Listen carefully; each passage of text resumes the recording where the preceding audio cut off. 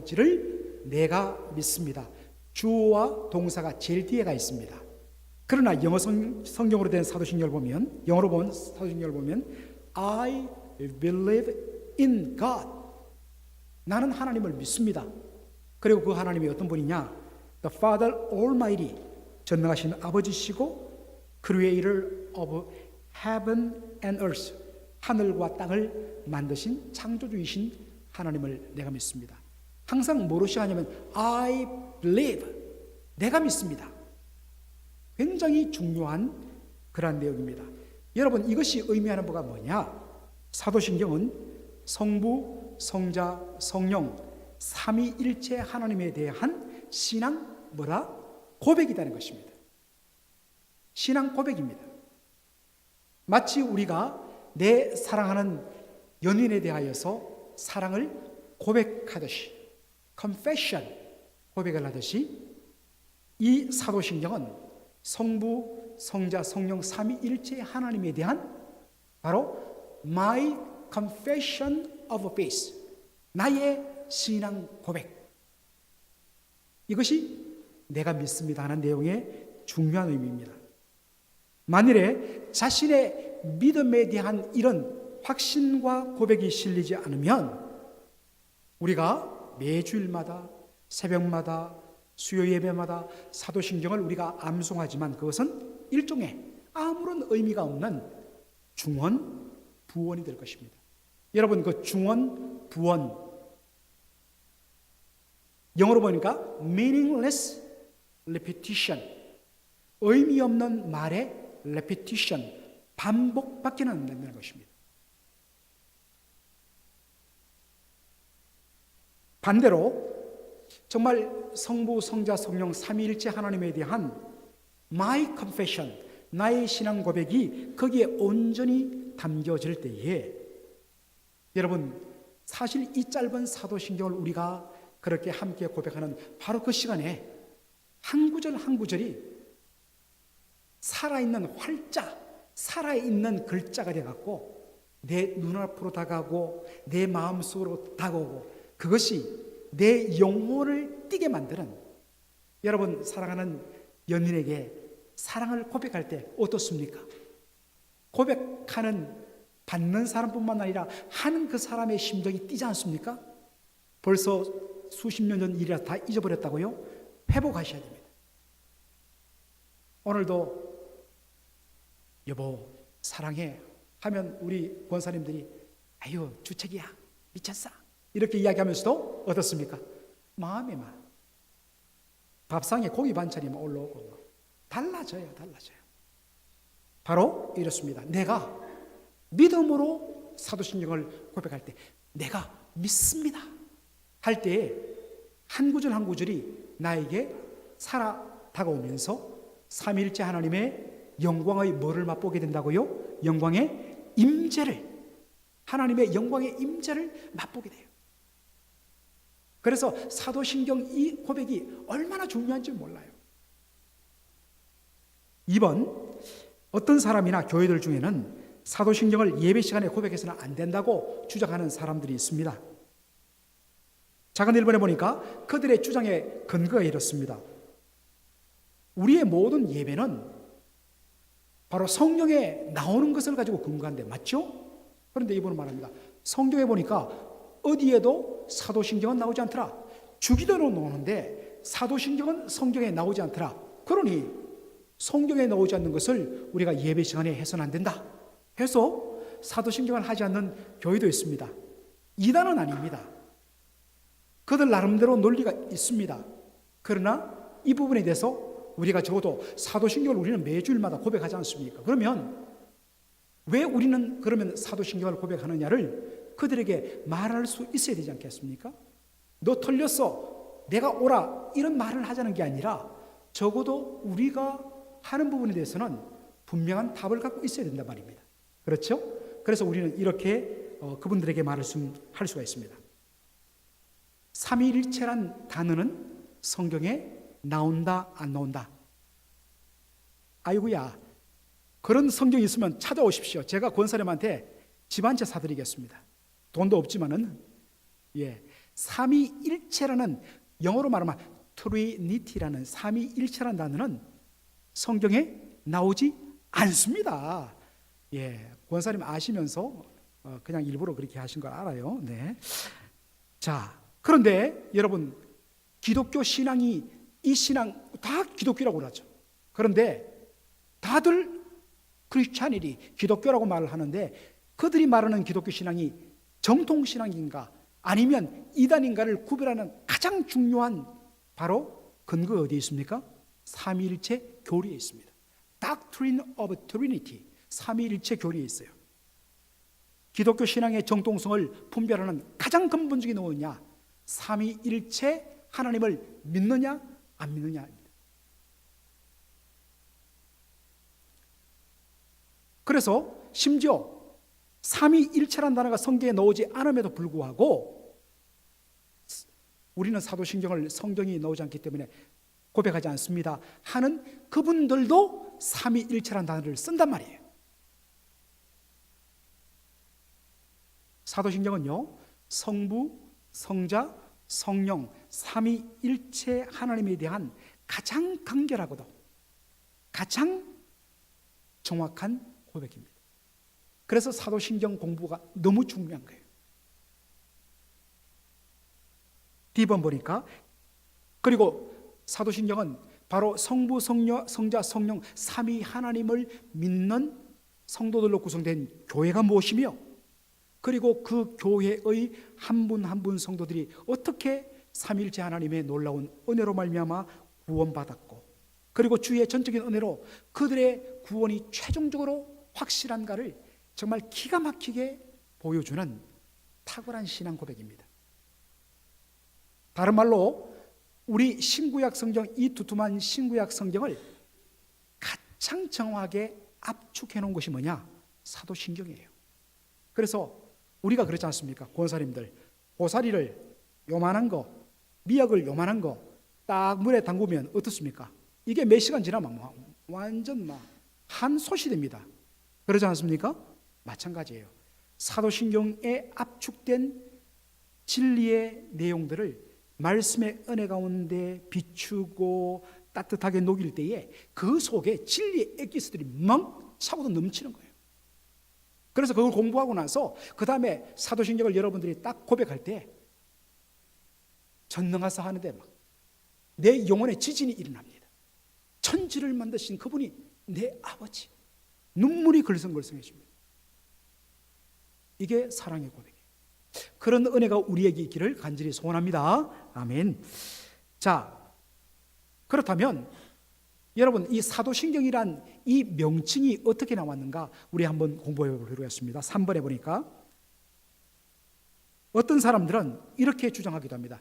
예수님의 12제자들, 12사도들이 한 소절씩 한 소절씩, 베드로는 첫 번째 거, 요한은 두 번째 거, 야고보는 세 번째 거, 이런 식으로 해서 12명의 사도들이 한 소절씩 만들어서 붙인 것이 사도신경이다. 그래서 사도들이 만든 신앙 고백이라 해서 사도신경이다. 이 Apostles' Creed 이렇게 말하는 사람도 있습니다. 그러나 여러분, 이것은 전설이에요. 그것은 지어낸 이야기에 불과합니다.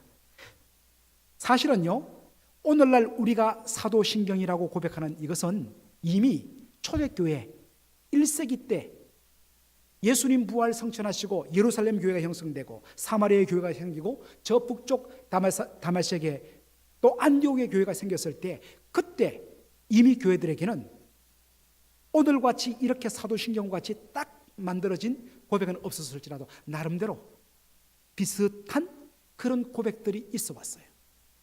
그리고 이것이 시간이 되어서 옆에 있는 교회에 전해지고 또 옆에 있는 교회들은 이것을 좀 더 구체적으로 고백하면서 누가 만들었다는 것 없이도 모든 교회들이 거의 비슷한 고백을 함께 하게 되었습니다. 그래서 교회 회의를 모아서 이 내용을 다듬고, 그래서 오늘 같은 이런 사도신경이 되었습니다. 그러므로 사도신경은 특별하게 어떤 사람이, 한 사람이나 혹은 여러 제자들이 따로 만든 것이 아닙니다. 자연스럽게 신앙 고백이 생겨졌는데 같은 예수, 같은 성경을 믿다 보니까 고백이 성부 하나님, 성자 예수님, 성령 하나님에 대해서 거의 대동소이하게 같은 신앙 고백이 나온 것입니다. 그러한 것들을 모아서 조금 더 자세하게 교회에서 오늘과 같은 사도신경이 만들어진 것입니다. 자, 작은 2번 보면요. 그렇다면 사도들이 직접 만든 것도 아닌데 왜 사도신경, The Apostles' Creed라는 이 말이 붙여졌을까 하는 것입니다. 자, 이번에 A번 보십시오. 여기서 우리가 주목할 것은 사도라는 말이에요. 제가 설교할 때도 사도란 말을 우리 성도님들에게 제가 화면을 띄워서 설명했습니다. 여러분들 사도란 말을 B번 보니까 한글로 한번 읽어보시죠. 시작. 아포스톨로스. 아포스톨로스. 여러분 여기서 파생된 영어 단어가 어파슬입니다. 어파슬, 아포스톨로스 비슷하죠? 바로 헬라어 단어에서 그대로 영어가 나왔습니다. 사실 헬라어 단어에서 거의 75% 영어 단어의 75%가 바로 헬라어에서 거의 따왔다고 그렇게 말을 하죠. 바로 이 어파슬, 사도란 말도 아포스톨로스란 단어에서 그대로 빌려왔습니다. 자, 그렇다면 이 아포스톨로스, 사도란 말의 헬라어 원어의 의미가 뭐냐? C번. 제가 여기 보니까 one who is sent by someone, 어떤 사람에 의해서 sent, by sent, 보내진. 그러니까 정확하게 번역하면 사도란 말은 보냄 받은 자란 뜻입니다. 사도가 뭐라고요? 보냄 받은 자.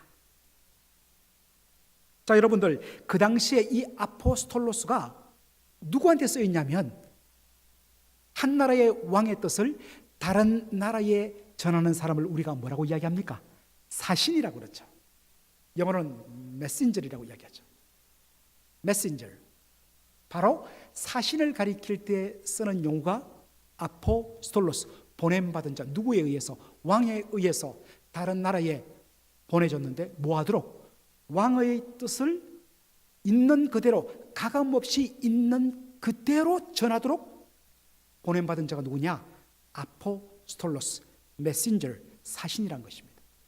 만일에 다른 나라에 보냄받은 사신이 왕의 뜻 대신에 거기에다가 자기 생각을 막 집어넣으면 어떻게 되겠습니까? 역적이 되는 거죠. 그래서 사신은, 메신저는 왕이 전하라 한 그 이야기만 전해야 합니다. 사도란 보냄받은 자라 했습니다. F를 보십시오. 보냄받은 자로서 사도는 자신들을 보내신, 그러면 사도는 누구에 의해서 보냄받았습니까? 예수님에 의해서 보냄받았습니다. 부활하신 예수님께서 제자들을 찾아와서 그들에게 내가 너희를 세상에 보내노니 했습니다. 아버지가 나를 이 땅으로 보내신 것 같이 나도 너희를 이 세상으로 보낸다. 그러니까 제자는 예수님에 의해서 뭐한 자입니까? 보냄 받은 자입니다. 보냄 받은 자가 뭐라고요? 사도입니다. 그러니까 사도들을 이 세상에 보내시는 분은 누구냐? 예수님이세요. 그러면 보냄 받은 자로서 사도는 어떻게 해야 됩니까? 자신을 이 세상에 보내신 예수님의 뭐를 그대로 전해야 됩니까? 예수님의 뜻 혹은 예수님의 말씀을 가감없이 말씀을 전한 그대로 전하는 것이 누굽니까? 사도입니다. 이런 의미에서 보냄받은 자 사도들의 말은 뭐와 일치해야 되냐면 예수님의 말씀과 일치해야 돼요. 만일에 보냄받은 자인 사도가 예수님이 전하라는 말씀과 일치되지 않는다면 그것이 이단인 것입니다. 이런 의미에서 오늘 교회에서 말씀을 전하는 주의 종들인 목회자들도 이미 사도란 직분은 초대교회로 끝났습니다. 더 이상 사도란 직분은 없습니다. 그러나 바로 주의 종들은, 목회자들은 사도적인 마인드를 가지고 목회를 하고 말씀 사역해야 합니다. 성도들에게 주의 하나님의 생명의 말씀을 전하라고 세워주시고 보내어주시고 파송받은 주의 종들이 만일에 하나님의 말씀을 말씀 그대로 가감없이 그대로 전하지 않고 거기에 자기의 아이디어를 넣고 세상에 유행하는 사상을 집어넣는다면 사람들을 기쁘게 할 수는 있을지 몰라도 그것은 하나님을 기쁘게 할 수 없고 하나님의 뜻이 온전히 드러나지 않는 그 교회가 과연 진정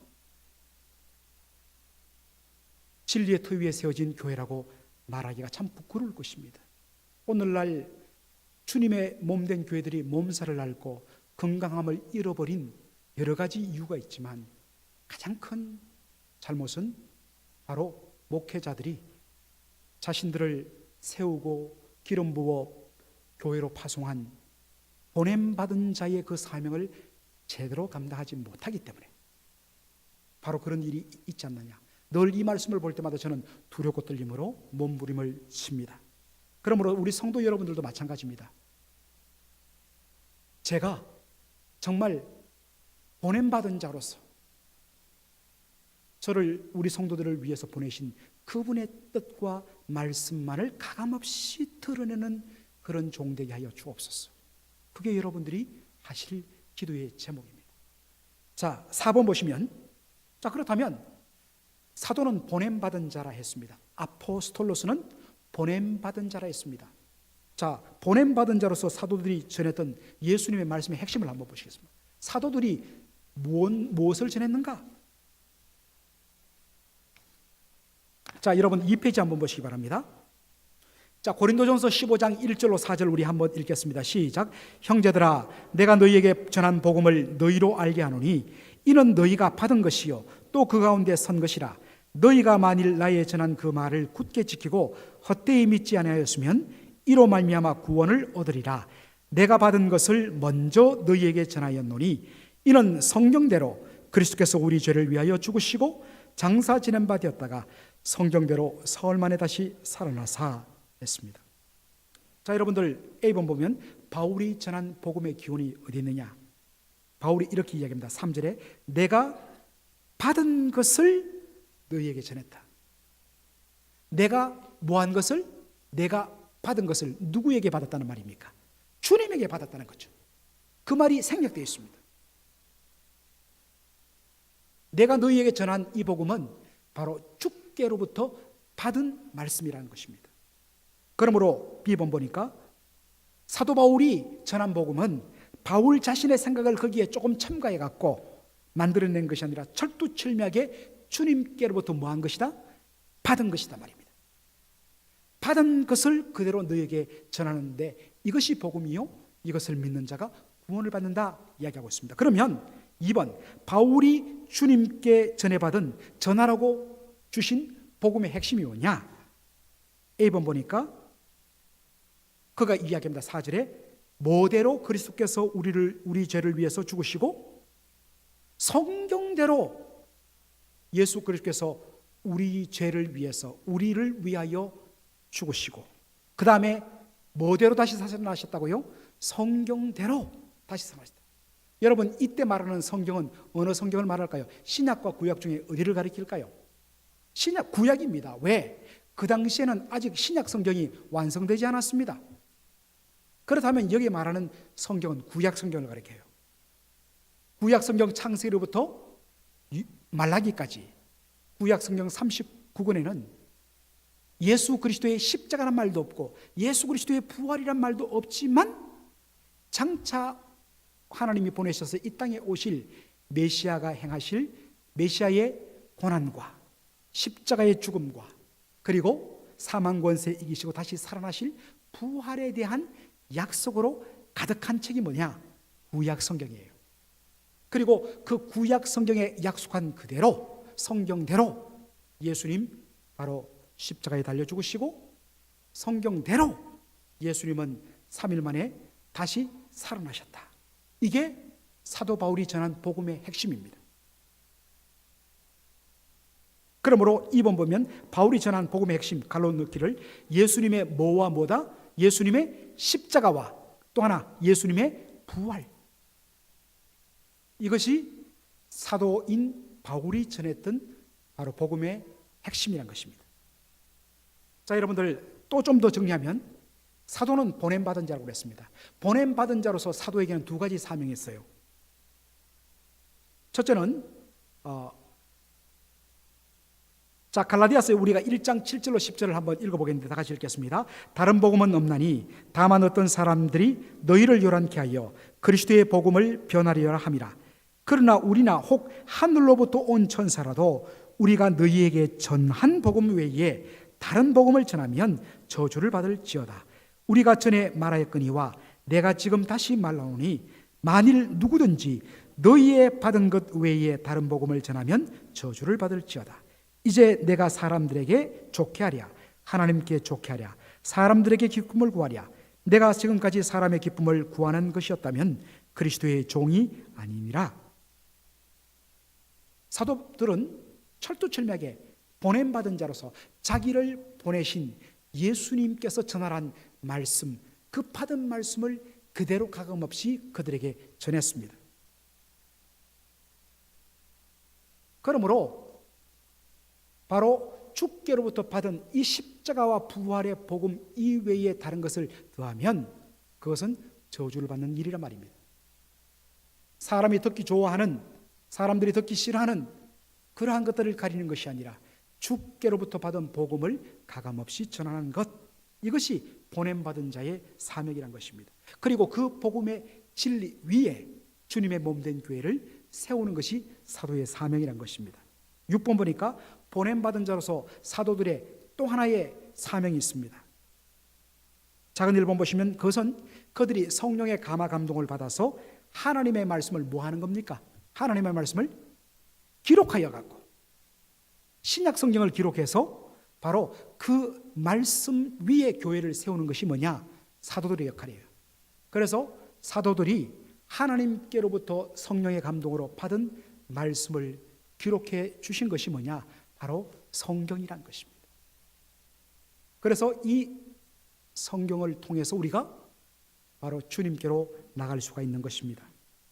자, 작은 2번 보시면 교회는 사도들의 가르침 곧 사도를 통해서 전해진 예수 그리스도의 복음과 성령의 감화 감동으로 받은 성경의 말씀 위에 주님의 몸된 교회를 세우는 것입니다.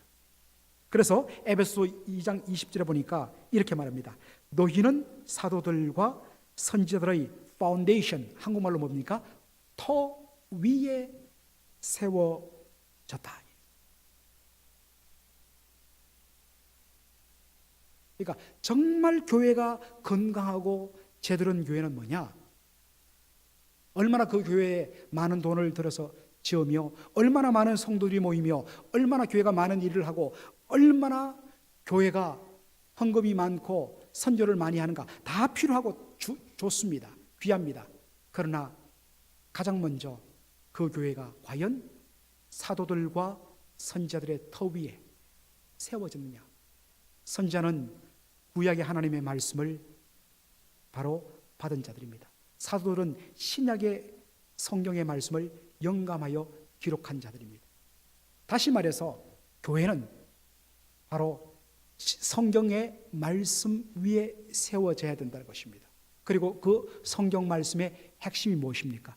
예수 그리스도와 그의 십자가와 부활의 복음입니다. 그래서 십자가와 부활의 복음이 전해지지 않는 교회, 그 교회는 건강한 교회가 아닙니다. 여러분들 휴스턴에 가면 레이크 우드 철치라는 교회가 있습니다. 거의 저만큼 잘생긴 금발의 서글서글한 아주 백인 미남 목사님이 설교하시는 교회입니다. 조엘 오스틴이라는 아주 바로 긍정적인 나, 잘 되는 나, 이런 책으로 번역된 그런 책을 써서 대히트를 친, 그래서 지금 휴스턴에는 거의 한 3만 명 가까이 모이는 교회입니다. 사람들이 얼마나 많이 모이는지. 그런데 청산유서같이 사람들을 감동시키는 그의 메시지는 뭐가 없느냐? 십자가 복음과 부활의 복음이 없습니다. 이 땅에서 그저 건강하고 그리고 긍정적으로 사고하면서 이 땅에서 주어진 축복들을 누리는 것, 이게 하나님의 복이라고만 가르칩니다. 그런 의미에서 우리는 그다지 추천할 수가 없습니다. 왜? 교회는 사도들과 선지자들의 터, 하나님의 말씀 성경 위의 터, 그리고 이 성경의 중심주제이신 예수 그리스도와 그의 십자가와 부활의 복음 위에 설 때 비로소 교회인 것이기 때문입니다. 7번 보겠습니다. 자, 여러분, 이제 본격적으로 우리가 다음 시간부터 사도신경에 제일 먼저 오는 바로 하늘과 땅을 지으신 전능하신 우리 아버지 하나님을, 성부 하나님을 이제 고백하게 되실 텐데, 그 전에 사도신경은 나는 성부 하나님을 믿습니다.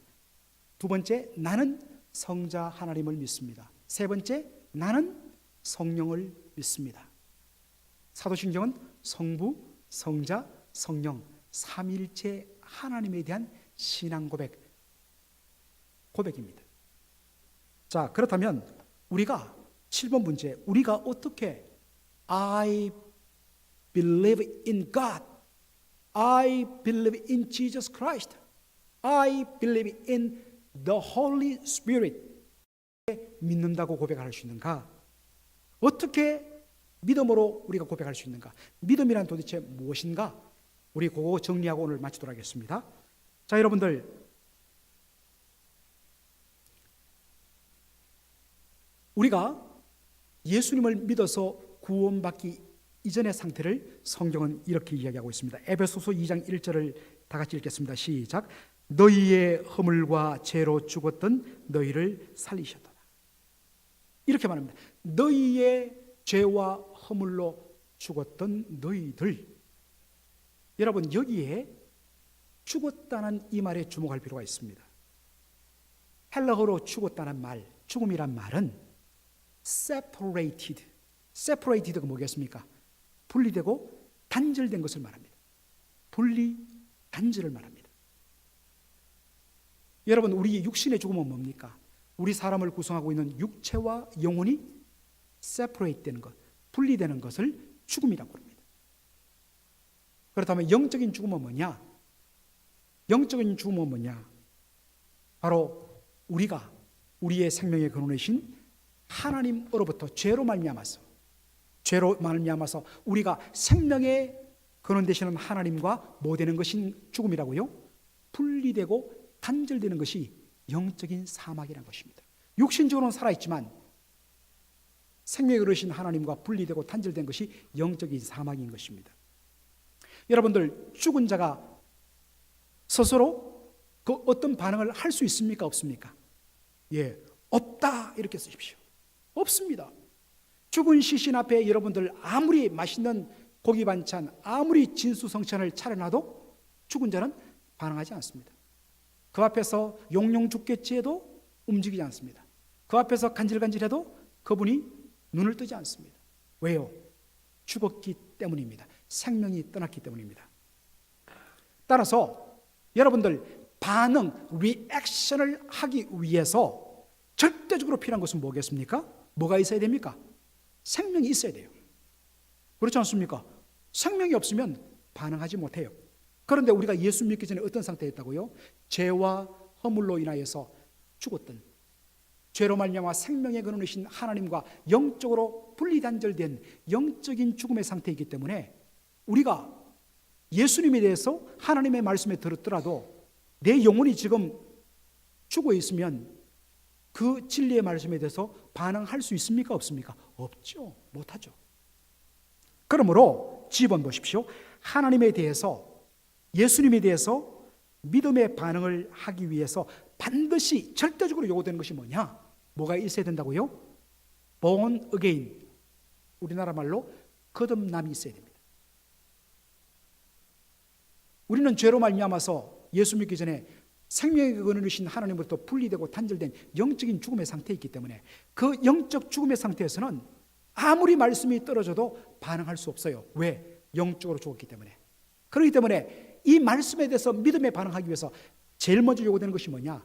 죽었던 그 영혼 속에 생명을 불어넣는 역사, 거듭남의 역사, born again이 일어나야 된다는 것입니다. 자, 두 번째, 거듭남은 성령 하나님의 역사의 결과다.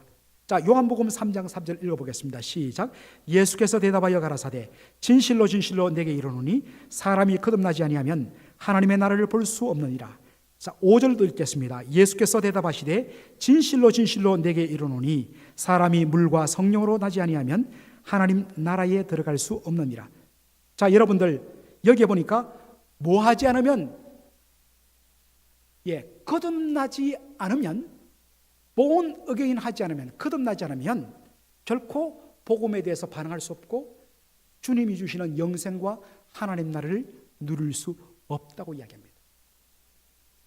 반드시 반응하기 위해서는 영적으로 살아나야 됩니다. 그래서 성령이 하시는 제일 첫 번째 일이 뭐냐? 바로 우리의 영혼을, 죽은 영혼을 다시 살려내는 거듭남이 있어야 된다는 것입니다. 자, 여러분들 D번 보십시오. 거듭남을 born again이라고 이야기하죠. 그리고 이것을 한자로 풀면 중생입니다. 우리 정규섭 장로님이나 이런 우리 어르신들은 한자를 잘 아세요. 중자란 것은 묵을중자도 되지만 거듭중자도 됩니다. 그렇죠? 그러니까 중생이란 것은 거듭 한 번 더 난다, 그런 말입니다. 그래서 어떤 분들은 이것을 regeneration이다, 신학적으로 그렇게 쓰기도 합니다.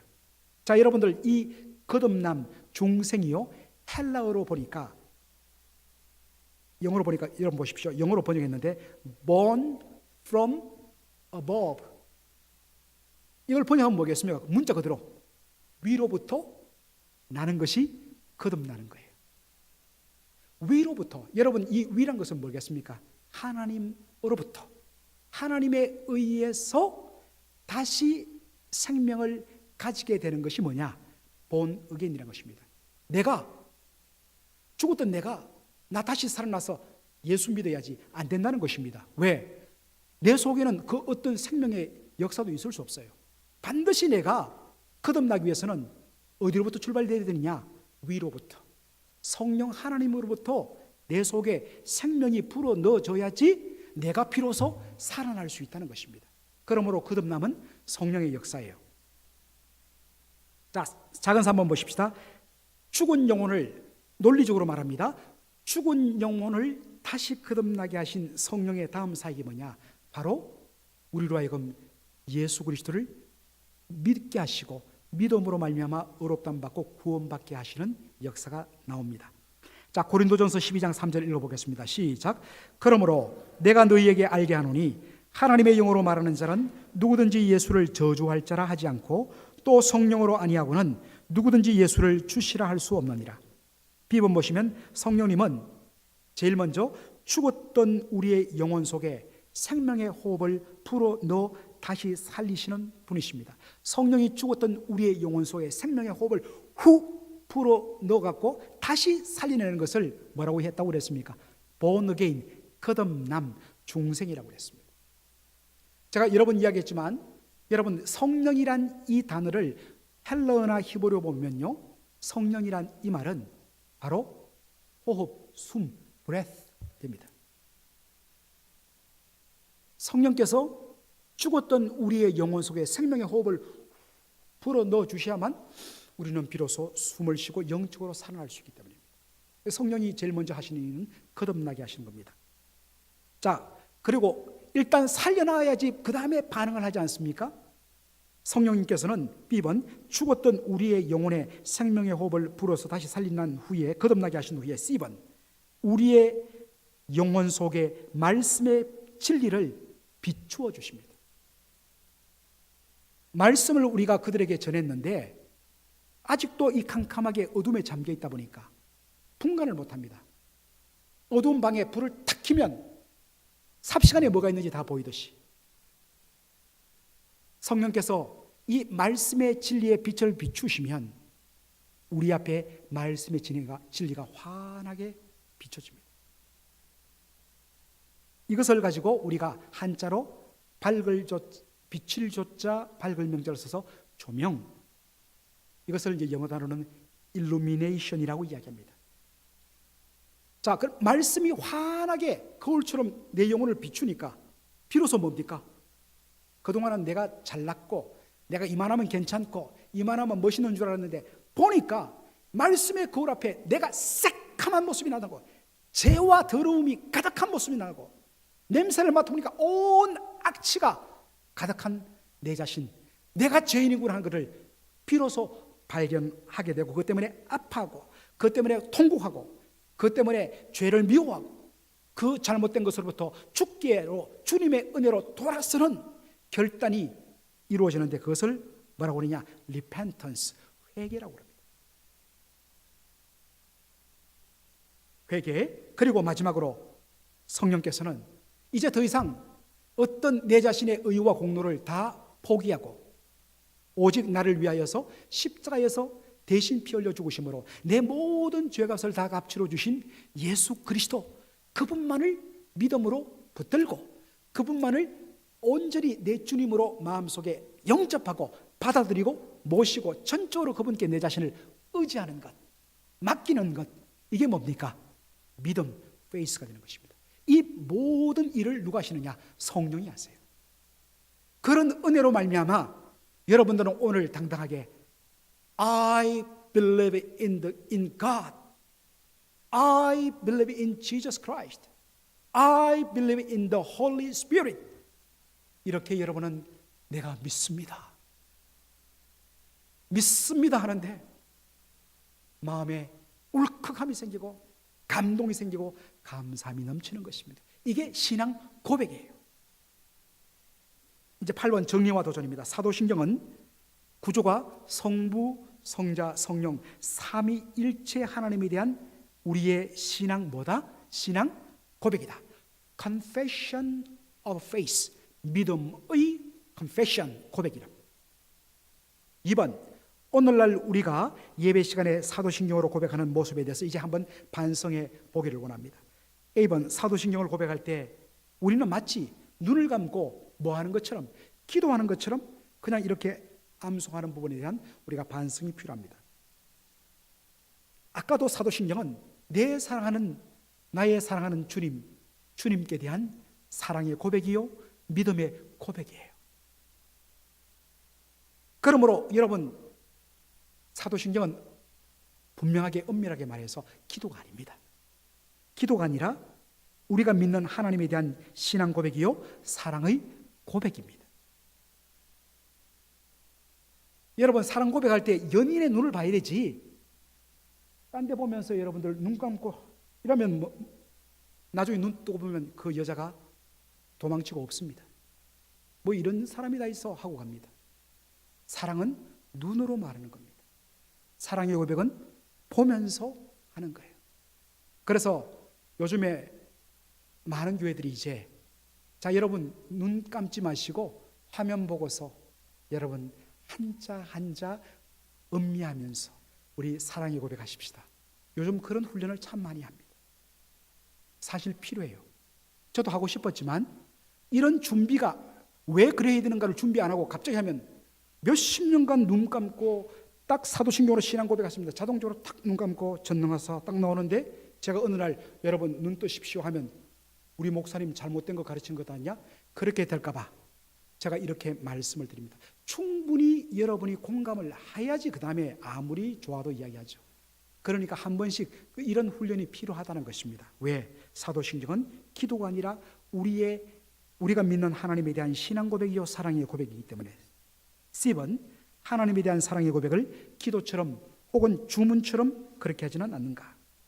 여러분, 한 구절 한 구절을 우리가 고백할 때마다 내 마음속에 그 고백의 내용에 대한, 그 고백에 거론되시는 성부, 성자, 성령 하나님에 대한 감격과 감사와 사랑의 감동과 그리고 뜨거운 확신이 충만한가? 여러분 한번 살피시고 주중에 여러분들 한자 한자 읽으시면서 되새기시고 다음 주에 한번 여러분 고백해 보십시오. 하나님 주신 놀라운 은혜가 여러분에게 넘칠 줄로 믿습니다. 기도하겠습니다.